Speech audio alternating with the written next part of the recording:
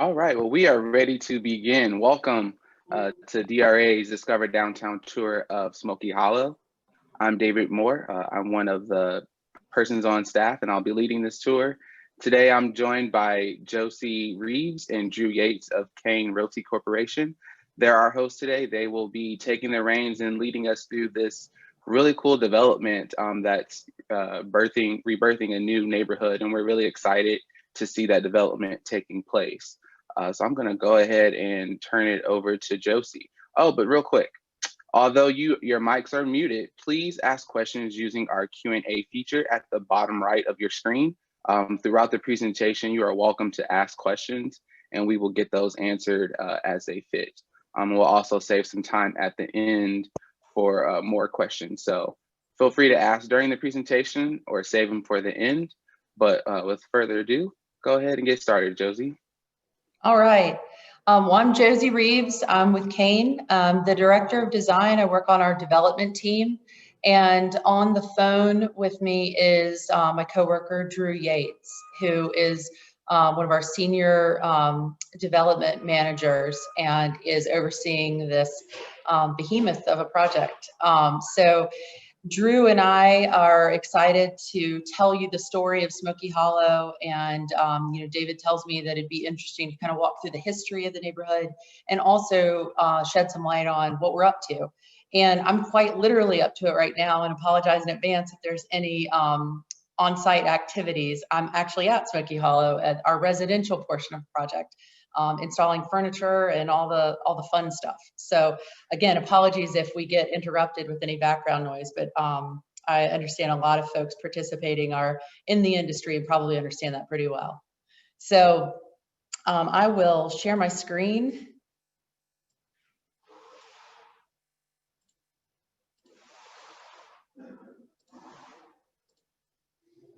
All right, David, that's looking good?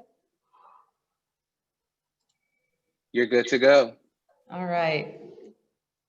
So Smoky Hollow is a district level project, and it really is a reimagining of an area that for decades was home to simple utilitarian buildings, and a lot of us probably just remember it over the last couple decades at least as just an area of town that we all just kind of moved through as we were on our way to and from the rest of downtown.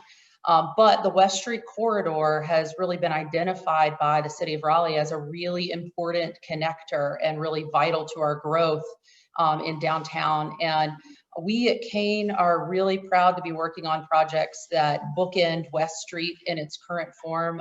That's going to take you from the north end at Smoky Hollow all the way to Dillon. And then once West Street continues under the train tracks, as is the plan, our project at Cabarrus and West Streets are going to kind of keep this rolling. So we're really proud of the opportunity to have impact on all of West Street corridor. This project is a partnership with the Williams Realty and Building Company and Kane Realty Corporation.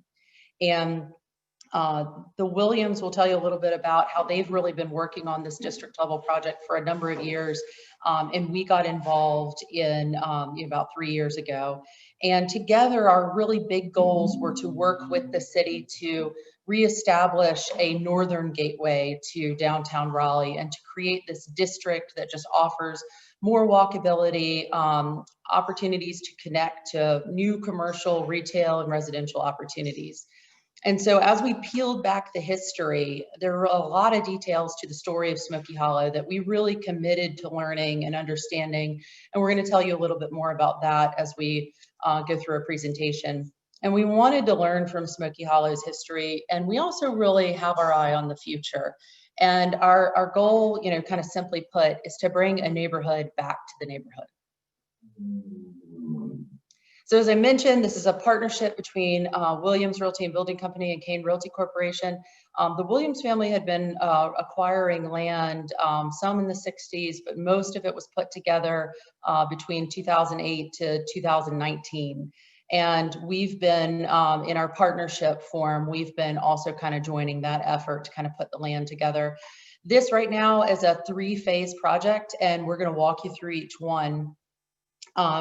Phase 1 is the Peace and Publix project, and that's just opened in May. It's concrete apartments on top of downtown's first full-service grocer, Publix. And Publix opened in September, the apartments opened in May, and we'll tell you a little bit more about that in detail. Phase 2 is under construction now, and that is an office building, a residential building, and a retail promenade.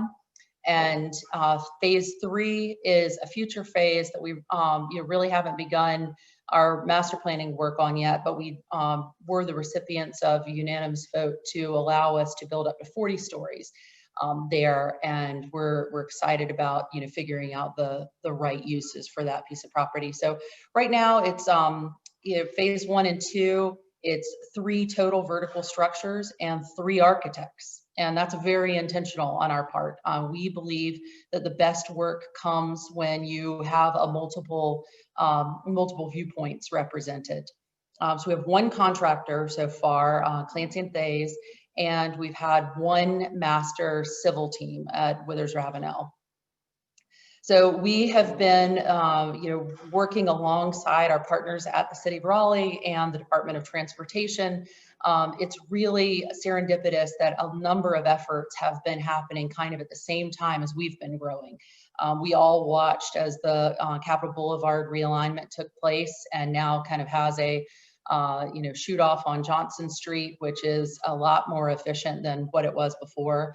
The bridge has been improved at Capitol and Peace, and is lovely. And another interesting thing about the site is it was a brownfield site. And so we, of course, had to go through the process of cleaning that up. And, of course, we feel like the district's overall better for it as well. We'll take you through the history. I think everybody on the call has probably seen these 1872 bird's eye drawn maps. A.W. Schaefer did them a long time ago, obviously. And I just circled in black here the area that will eventually become Smoky Hollow. So as our city was growing, commerce was really focused on the Fayetteville Street area, but factories and foundries and mills were kind of pushed to the areas that rode alongside the tracks. And that was mostly to the northwest. And Smoky Hollow was created in the late 1800s, and it was a blue-collar, mostly African-American neighborhood. It was developed obviously after the Civil War. So Raleigh is seeing, its industrial sector really grow, and it created some opportunity for emancipated African-American men and women to come and have jobs in the cities and the factories and the mills and on the railroads, in addition to some other modest paying jobs. So within Smoky Hollow, there were churches, there were businesses, there were very simple housing structures. Raleigh's first African Methodist Episcopal Church, St. Paul's, was located in Smoky Hollow. Pigeon House Branch ran right through the center of the property. The residents really found a voice for themselves in their community, and they were somewhat active in politics by all accounts. St. Ambrose is a congregation that is still in existence today, and they were founded here. St. Saviour's was created by Christ Episcopal, and they ministered to the neighborhood. The churches really all worked together and kind of were the collective voice of the neighborhood, from what we can understand and have heard through kind of the verbal histories and the reading that we've done. But we also kind of learned that the churches work together to form a graded school for Black children. And at the same time, St. Aug's and Shaw were coming online. So this is really a huge turning point in Raleigh's history as our demographics as a city really changed. So then, one of the questions we get asked a lot is, why is it called Smoky Hollow? And it's really the simplest of stories. So the railroads that really surrounded and defined Smoky Hollow, oftentimes people will tell you that the limits of Smoky Hollow are really bound by the train tracks, and did jump over where Capitol Boulevard is now, and kind of go to, and kind of reach to the, sorry about the drilling, kind of reach to the railroads. But it was the smoke from the nearby coal burning trains and the surrounding mills and factories that would actually settle down into the low-lying lands that made up the neighborhood. And so literally it was a smoky hollow. So the trains still are today an important, aspect of this district, and they really were the defining element as this neighborhood was growing. Because again, all those job opportunities were really related to the railroad, and over time, railroad history is so interesting. Over time, the railroad lines would change hands again and again. Today, they still run.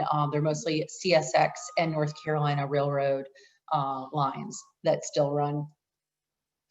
And one of the very interesting things that, I didn't know existed was Raleigh was home to a huge half roundhouse, and it was the Gaston Railroad half roundhouse.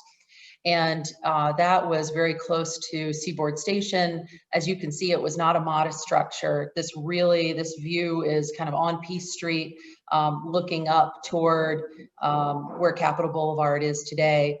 And you can see that this roundhouse really informed a lot of the kind of the area. And there's kind of a bird's eye view. If you look at Google Maps today, the plate that helped turn the engines on at the roundhouse is actually still in, parts of it are still kind of embedded. But you can see what a huge structure it really was. And I understand that a lot of it was lost to fire in the 60s. So we'll take you through a couple of images. This is taken in the 40s. This is Peace Street. If we were looking today, we'd see like Jersey Mike's over here. And this is an image of Peace Street. This bridge was eventually replaced later on, but you can see some of the very simple housing structures that made up Smoky Hollow on the left there. And this is a street called Carey Street that actually no longer exists, but it was, right in the heart of Smoky Hollow at one point in time. An interesting thing about this neighborhood also is that it eventually did become an integrated neighborhood. And the lifespan of this neighborhood would have been kind of from Civil War to civil rights. So to have an integrated neighborhood at this moment in time is, certainly an interesting aspect. So this is a picture taken in 1952. You can see that Capitol Boulevard is being roughed in, and that's really going to change the landscape in every way for Smoky Hollow. A couple points of interest: you can see the cotton mill, Seaboard Station. You can see the half roundhouse. You can see Downtown Boulevard getting roughed in, which Capitol Boulevard was known as Downtown Boulevard in its early days. This is Deborah Meadow Baseball Park, which we'll tell you a little bit more about. And then, all of this is Smoky Hollow. So this picture is a fun one, especially that Finch's sign in the back, in the background. This is the day that Capitol Boulevard opened. And one of the most interesting aspects of this broader neighborhood is Deborah Meadows Park. And the Raleigh Capitals were the baseball team. They were the farm league team for the Boston Red Sox. And it's said that there was a replica of the Green Monster, which of course is Fenway's very famous outfield wall, that was there so that if you got the call, then you were ready when you got to Fenway. But the most influential player to ever kind of come through here was Carl Yastrzemski. He's still living. He threw out the first pitch last season at the opener. But of course, he kind of became an icon. He only played 1 year here, but went on to a very storied career. And by all accounts, the baseball park was an absolute critical aspect to this neighborhood, to our city. It was really a coming together for everybody. And my understanding also is that it wasn't just a baseball stadium, that when Broughton played a big game, or even Daniels played a big game, everybody would kind of hop in their car and go over and cheer their home team on. And you can find some great pictures of the outfield that have old ads of some companies like C.C. Mangum that still exist today. So as I mentioned, Downtown Boulevard or Capitol Boulevard really changed a lot for this neighborhood in terms of there were some improperly handled runoff issues. The low-lying lands really became more prone to flooding. The age of these very simply built structures, plus the more frequent flooding, really caused many residents to leave. And those who stayed largely couldn't keep up with the maintenance required of these kind of dilapidated structures. So the Housing Act of 1949 provided funds for something called urban renewal, and it wasn't unique to North Carolina or Raleigh, it was happening nationally. So nationally, cities were able to use federal funds to take back areas that they considered to be blighted using eminent domain, and then they were able to raise the areas and sell off parcels to spur growth. And so luckily, eventually, for all of us, this law has evolved, and it eventually required cities to have some responsibility to provide some housing provision to a percentage of those who were displaced. But sadly, this wasn't yet the case when this occurred at Smoky Hollow. So this is an image in 1964. You can see that the landscape has really changed. The neighborhood has kind of changed for decades to come, and is starting to take the form that probably most of us on this call really always knew it as, this series of very simple kind of one-story structures, very utilitarian in nature. So, once we begin to understand the layers of Smoky Hollow's history, we really wanted to give some thought about how will we honor and acknowledge this past, but also how can we be sure that we have a clear vision for an exciting and inclusive future for this district. And we really wanted to design with a sense of history, but we never wanted to come off as kind of thematic or overstated. So we're going to walk you through some of the guiding tenets that we used as we were working on the early stage of this project.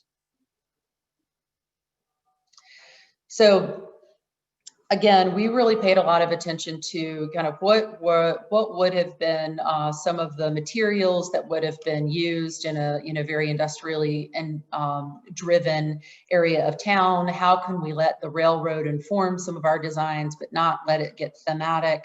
And so we kind of made a board starting point of what are the elements that we want to kind of bring through into this next iteration.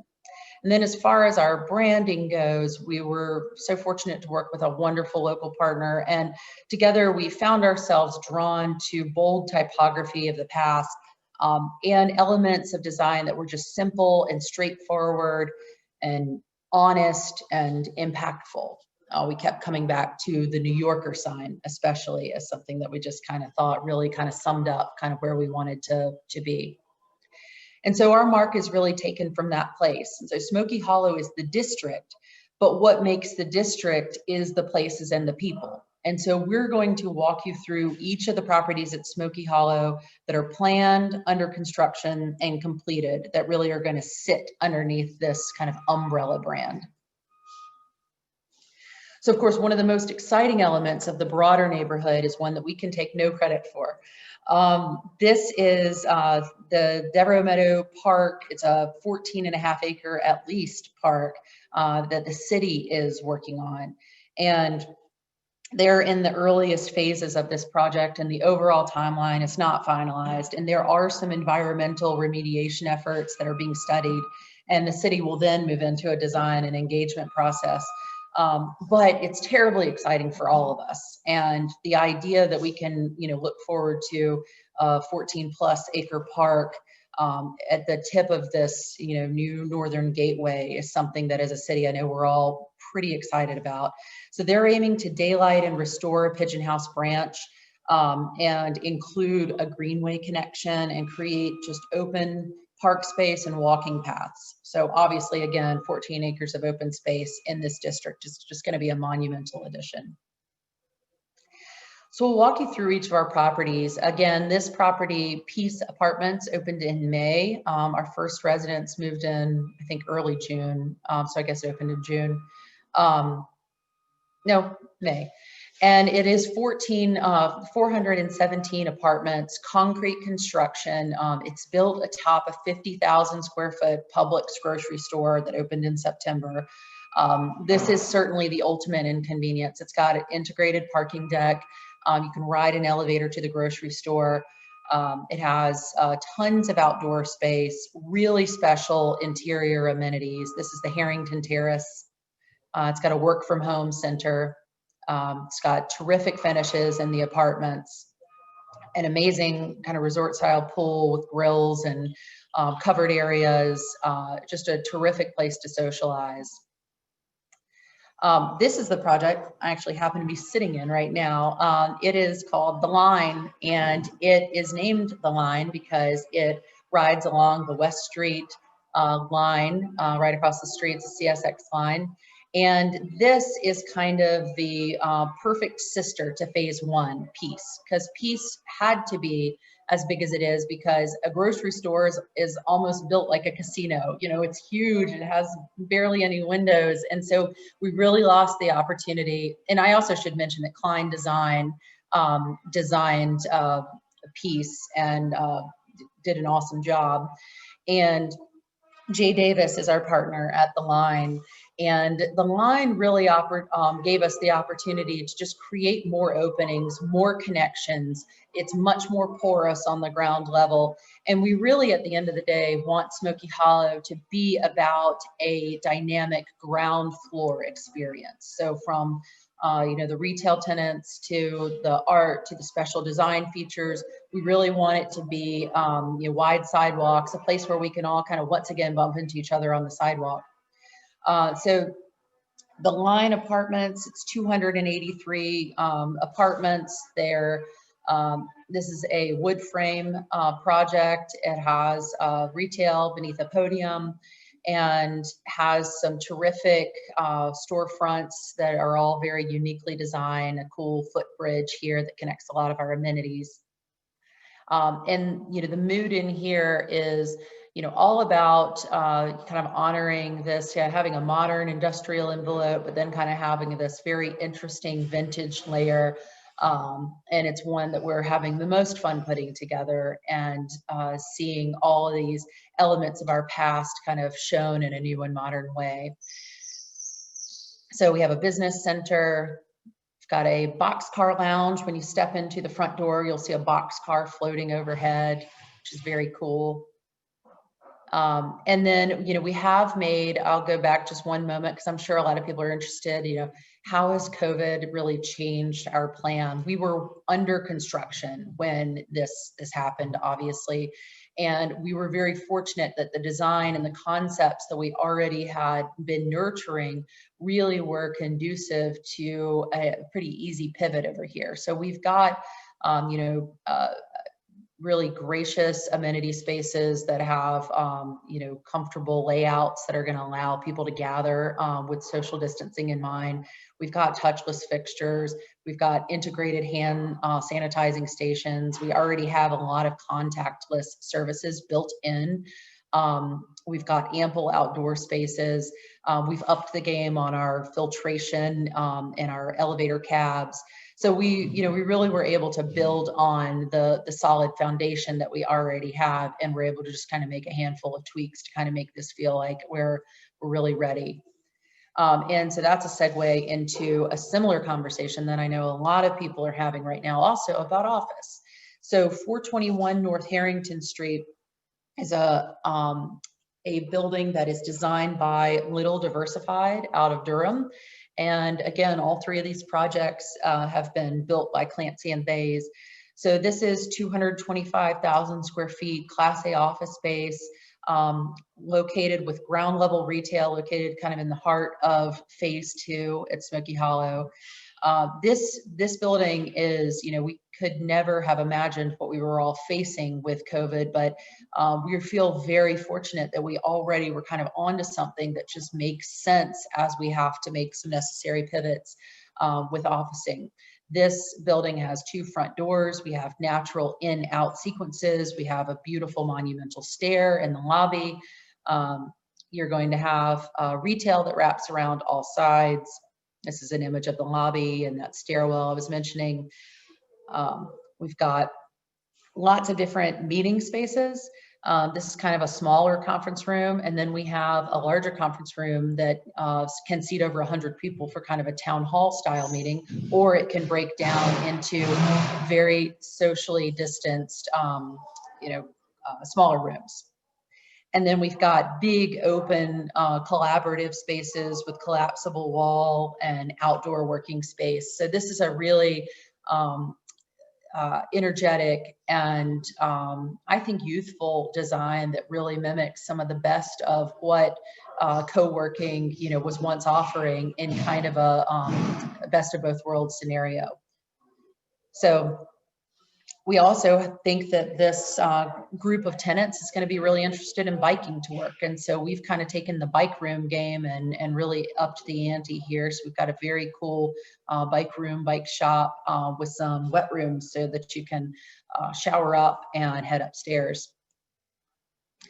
And the Hollow is really the star of the show. And so what we call the Hollow is the space between these buildings. And it's really where, as a city, we come together. And we think that it's going to be among the largest, if not the largest, urban plaza areas in downtown. And again, this is something we're very thankful for. We were always excited about it, but now we see how critical this is to, our long-term position as we now have experienced a pandemic and kind of understand what people might be looking for. So it's a pedestrian only area in between the two buildings. Again, we have retail wrapping all the way around 360 degrees on both the line here, shown here in this L shape, and 421 North Harrington. And so this urban plaza is going to provide some of, tons of outdoor dining.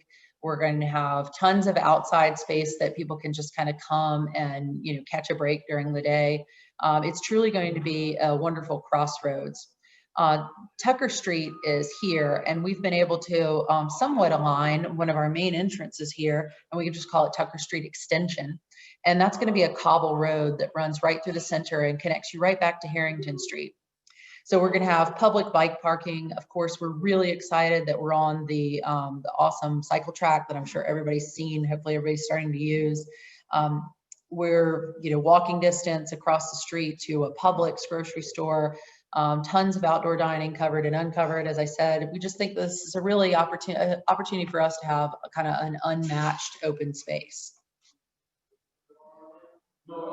And the design of the Hollow is something we've spent a great deal of time with. And the team at J. Davis has been serving as landscape architect, design. We're going to have trees, really charming catenary lighting, some pole lighting, some terrific benches, some of which have trees in them.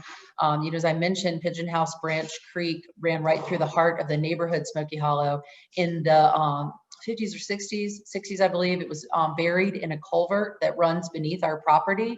And we really have kind of given a nod to that through these footbridges with some wet plantings beneath them that just kind of give us a nod of, what kind of is beneath our feet, even though we can't see it. So there'll be lots of textural elements. There'll be public art in large scale, tumbled North Carolina bricks, North Carolina granite. So we're really excited to see all these elements come together. And this bird's eye view really kind of puts it in perspective. So again, the line is an L-shaped building that connects here. This is Tucker Street Extension, a cobble street that is vehicular friendly. It's one way. And then this is the Hollow right here that is pedestrian only. And this is Johnson Street. So we're going to have plenty of areas for outdoor dining, curbside pickup, Uber drop-off, public bike parking. It should really be a very accessible area for all. And these are some of the renderings of what this place will look like in a few months. We're scheduling an April opening date. This is the Johnson Street end, kind of looking back toward Tucker Street Extension. This is Capitol Boulevard up here. This is the Hollow again. And of course, all the, the names here are faux, but you can see we have a back door, our two front doors to the office building. And you can see some of our connection points where you can get back to Johnson Street, West Street, or Harrington Street, all over here. And then one last look. And this is kind of an overhead map of how the properties kind of come together. So again, you can see the line, 421, and then how it plays into the Publix and the Peace Project. So it's here. I'm going to play a video for you. And if you don't mind, I'm going to stop here and do a new share.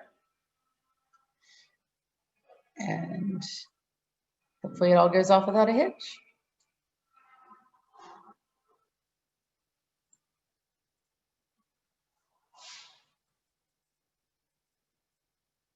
So this is an imagining of Smoky Hollow. So we're all in a car right now, West Street, and you can see here, this is Tucker Street extension, working with cool signage, can't wait to show you guys. So we have the cobble street that comes in. You can see that we really made our retail areas feel glassy and open as possible. We have awesome benches and the cat area. And you can see that we've got the opportunity to really monumental outdoor dining.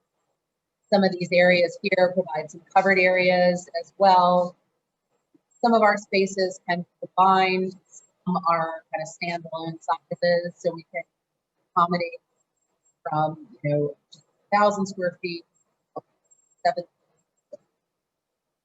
Now we're looking back at the street, and you can see line apartments here. We're just going to travel up and see their city.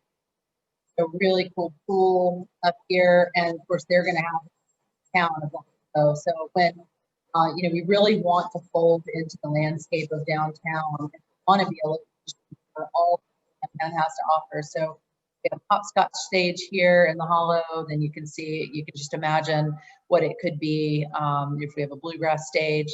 All those things that we all are looking forward to getting back to, we want to be a part of as a new downtown neighbor here. So I'll go back to the presentation and show you one more slide.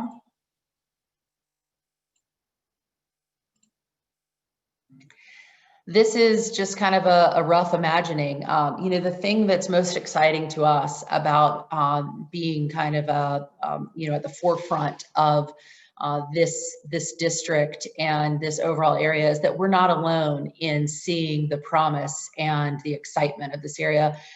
So many people, maybe even some people on this call, are also involved in really game-changing projects in this area. And so we fast forward, 5-10 years from now, and we've all worked together to really create something special happening in this already special part of town. So we're excited that other people are seeing the promise of our area. We look forward to working and partnering with the other folks that are involved in these big projects, and just appreciate the time that you guys have given us to shine a light on the work that we're doing, and look forward to answering questions if there are any. And please come visit us very soon. See you at Publix.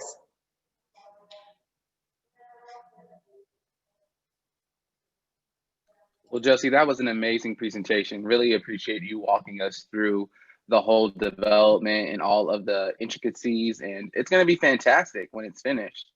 Thank you. We hope so. Yeah, we are really looking forward to that. So we had a couple questions come in during the presentation. I think one that's good to start with that you already kind of brought up is, has the pandemic slowed production on the development? Well, that's a great question. And the answer is no. I mean, we have been, I think that those crazy about 4 weeks when everything was first starting to happen, all of us here on this call were just trying to figure out one day at a time how to pivot, how to keep going. When construction was deemed an essential line of business, we were able to keep going. Our partners at Clancy and Thays could not have been more responsive to the needs and put together some good processes. So we were able to, stay safe and keep going, took it very seriously and were able to just kind of plow through.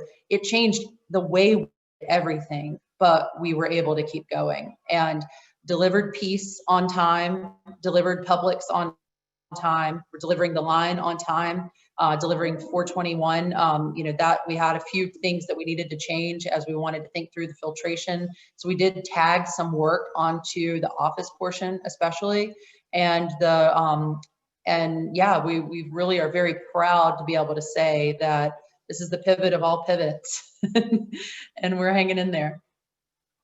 Excellent to hear that the project is on track. Someone did have a question, and I think you brought it up, but just make sure everyone hears it again. With phase 3, when can we expect it? David, I'm sorry, I only heard a little bit. I heard you say phase 3. What was the other part of the question? Yes, when is phase 3 going to be?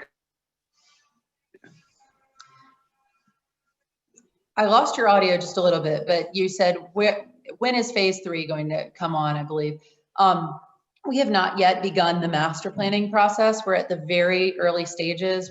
Our rezoning was finalized in July, and we kind of know what we have to work with. And I think that we are being very thoughtful and about what kind of the market's asking for at this moment in time. But we feel very bullish on Raleigh. Our outside investors feel very bullish on Raleigh. We feel like together as a community, we have what it takes to respond faster and better than a lot of other cities. And we're already seeing interest kind of coming in as we're all watching people move from kind of tier 1 cities who maybe are rethinking what they're looking for in a home or a home base for their company.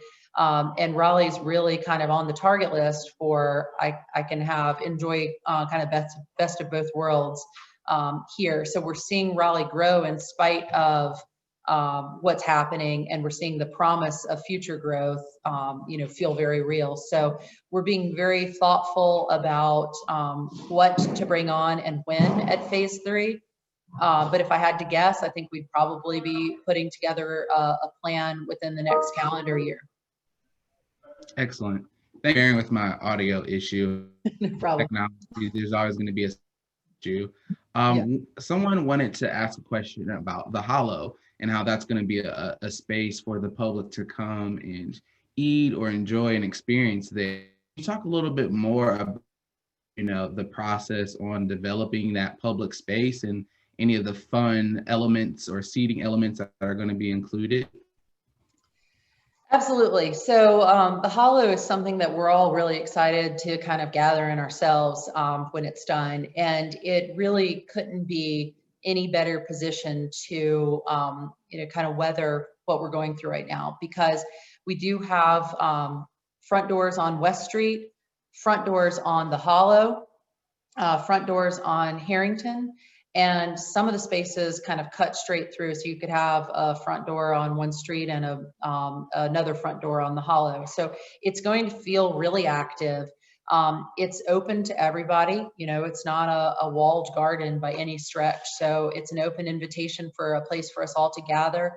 If you don't intend to have a drink or have a meal or kind of any of that, it's a place that you can kind of sit and hang out and just kind of watch the city go by. So it's going to feel really textural, really warm between, again, you're going to have lighting hanging overhead. You're going to have, beautiful trees. You're going to have tumbled bricks. So it's going to feel really welcoming. And I think that what retailers seem to be wanting is to make sure that if they're going to grow their business or if they're going to start a new business, to make sure, should anything like this happen again, how prepared can I be to be able to take my wares outside and keep my business going? And this project couldn't be any better position to handle that question for potential retailers, probably than anything else we've ever done.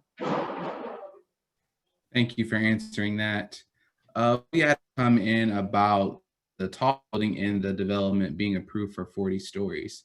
Can you talk to us at all about is actual height that the moves forward with? Are you going to consider a profile building for that?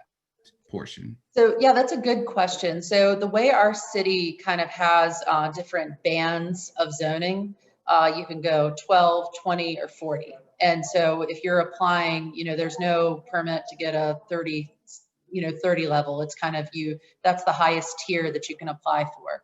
And our city knows and has positioned their stance on rezonings as they're going to thoughtfully consider applications where density makes sense. And if we don't want to, if we want to continue to grow and mature as an urban center and we don't want to see ourselves just kind of sprawl, then we are going to need to consider smart density in the areas where it makes sense. And right here along Capitol Boulevard and along the city's West Street corridor kind of priority, this was a great example of an area where some height really made sense. So it doesn't necessarily mean that we're going to immediately file for a 40-story building. I think if the market tells us that's the right thing to do, then it's nice to know that we've got that flexibility and that we got a unanimous vote of support from our city council. But we're going to pay attention to where the market is, where pricing is, and what we think can be absorbed. And we're going to let that dictate our plan. So we're not yet ready to say what we're going to use of that, but we're very honored that the flexibility and the trust has been, we've been entrusted with that to make the best decision on.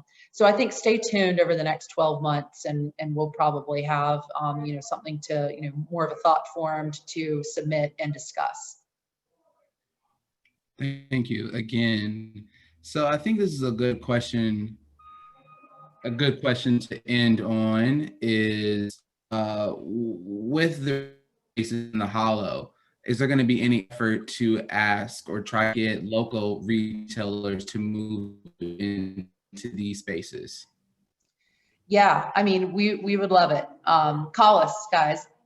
We are working with a number of people that are local. We very much want this to feel like a curated retail experience, and we really feel like all of us who are working on the project are local.